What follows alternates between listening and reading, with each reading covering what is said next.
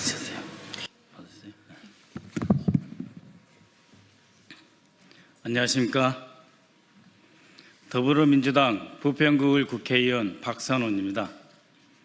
오늘은 김민석 국무총리 후보자 인사청문회 특별위원회의 위원 자격으로 이 자리에 섰습니다.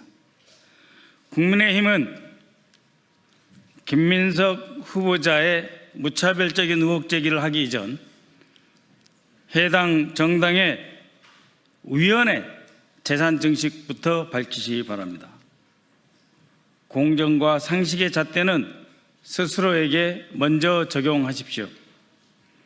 존경하는 국민 여러분, 최근 총리 인사청문위원인 국민의힘 주진우 의원이 김민석 총리 후보자에 대해 재산 형성과 채무 변제 의혹 제기 그리고 무차별적인 정치 공세를 반복하고 있습니다.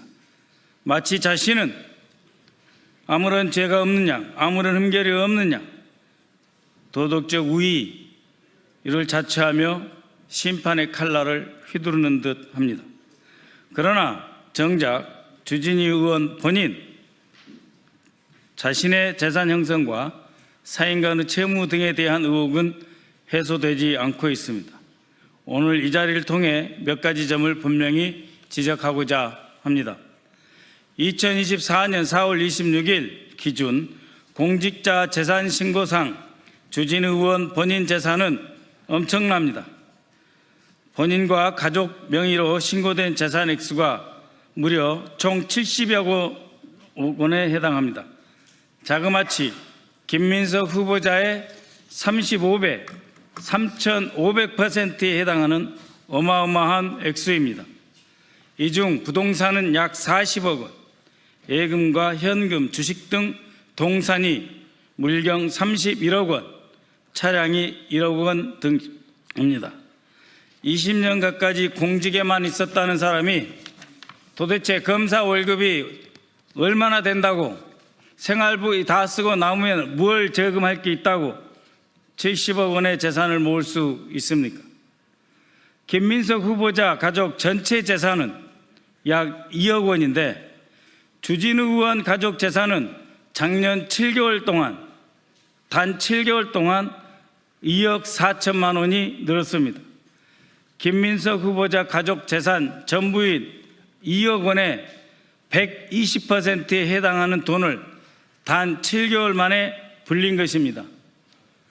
2025년 3월 등록된 공직자 재산 신고액을 기준으로 본인 예금은 5억 5천만 원, 배우자 예금 6억 6천만 원, 장남 예금은 1년에 4천만 원이 늘어서 자그마치 7억 8천만 원에 해당합니다.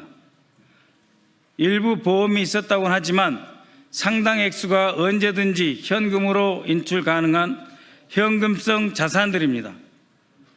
이렇게 많은 현금성 자산을 가지고 있는 주진우 의원이 2024년에 사인 간의 채무는 1억 원, 배우자 1억 8천억 원이 있습니다. 합치면 2억 8천만 원입니다. 김민석 후보자 사인 간의 채무 4천만 원이 있었다. 지금 있는 것이 아니고 있었다. 8천만 원이 있었는데 다 갚았다. 그걸 시비 삼고 있는 현금성 자산 약 30억 원에 달하는 돈을 가진 사람이 채무가 부부 합쳐 2억 8천만 원이 있습니다. 그러면 주진우 방식대로 물어보겠습니다. 현금성 자산 액수가 상당함에도 불구하고 사인 간의 채무 2억 8천만 원에 달하고 있는데 이것은 진짜 빌린 것 맞습니까? 또 1억 원에 대해 상환했다고 되어 있는데 무슨 돈으로 어떤 소득으로 갚았습니까? 현금성 자산이 그렇게도 많은데 왜 빌렸고 그런데도 여전히 갚지 않은 돈은 또 왜 이렇게 많이 있습니까? 또 배우자는 1년간 274만 원을 상환하는 데 그치는데 은행 대출을 월할해서 상환하는 방식도 아닌 사인 간의 채무인데 왜 300만 원도 아니고 274만 원을 갚습니까? 위장 채무입니까? 진짜 채무 맞습니까? 주진우 의원과 가족들이 보유한 상가, 예금에 포함된 현금성 자산 등에 대한 상세한 재산 형성 경위를 알 수가 없습니다. 또 공직자로서 재산 신고는 되어 있다고 하나 그 출처에 대해서는 알 수가 없습니다.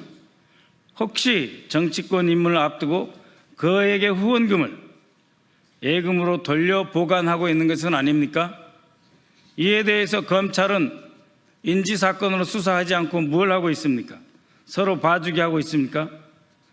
또 주진우 의원의 아들 2005년생으로 김민석 후보자의 아들과 같은 나이입니다. 2005년생 주진우 아들과 2005년생 김민석 후보자의 아들 같은 나이인데 벌써 주진우 의원의 아들은 7억 4천만 원에 달하는 예금을 가지고 있습니다. 예금 200만 원 신고한 김민석 후보자 아들보다 370배에 해당하는 돈입니다. 조부의 증여에 의해서 형성된 것 아닙니까? 정상적이라고 자신할 수 있습니까?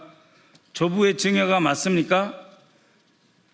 주진우가 김민석 후보자에게 조롱하는 용어를 빌려 쓴다면 할아버지가 스폰서입니까? 김민석 후보자는 모든 재산 증식을 세무신고 등 합법적 절차에 따라 진행했으며 그 내역도 제출하고 있습니다.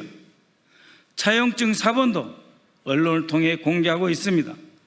그렇다면 주진우 의원도 본인의 재산 증식 과정과 사인 간의 채무 그리고 그 차용금에 대한 차용증을 국민 앞에 낱낱이 공개할 의사가 있습니까? 모든 것을 다 해봐야 김민석 의원 재산 2억입니다.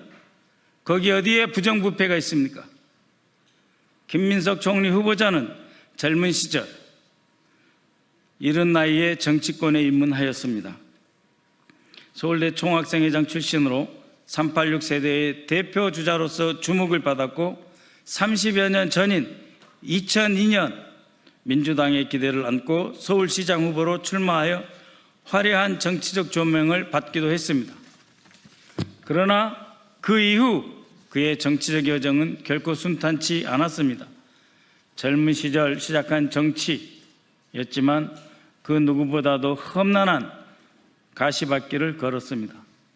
오늘 총리 후보자 자리는 그 지난한 세월 동안 스스로 역경을 이겨내고 극복한 과정에서 쌓아올린 노력의 결과물입니다.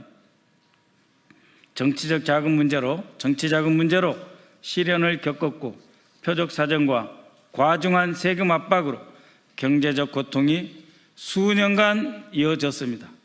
전세금을 털어서 추징금을 갚고 매달 숨막히는 그 무거운 중가산세에 시달리며 신용불량자 신세까지 떨어졌습니다. 낙선과 정치 복귀를 반복하며 수많은 좌절과 실패를 맛보아야 했습니다. 화려하게 시작했지만 결코 쉽지 않았던 시간들, 그 시간 속에 누구도 김민석 후보자가 정치적으로 재기할 수 있을 것이다 라고 생각조차 하지 못했을 그럴 시간들이었습니다. 그러나 포기하지 않고 묵묵히 견뎌 마침내 국민 앞에 다시 선 사람, 그것이 오늘 우리가 바라보는 김민석 총리 후보자의 모습입니다. 그 긴 시간 동안 그는 누구보다 외로웠습니다. 정치적 후광 없이 거대한 조직이나 스폰서에 기대지 않고 스스로 버텨냈습니다. 주변 지인의 인간적 도움 이외에 기댈 곳조차 없었습니다. 정치적 미래가 불투명한 시기에도 끝까지 책임을 회피하지 않고 모든 추징금과 세금을 완납하며 자신과 가족을 지키기 위해 싸워온 사람입니다. 김민석 후보자는 과거 사건에 대해 사법적 심판을 이미 받았습니다. 처벌받을 만큼 받고 고통받을 만큼 받았습니다. 벌금형을 수용하며 법적 책임을 졌습니다. 전세금을 털어가며 2억 원의 추징금을 성실하게 납부했고 동일 사안에 대해 매월 140만 원에 달하는 중가산 증여세도 납부했습니다.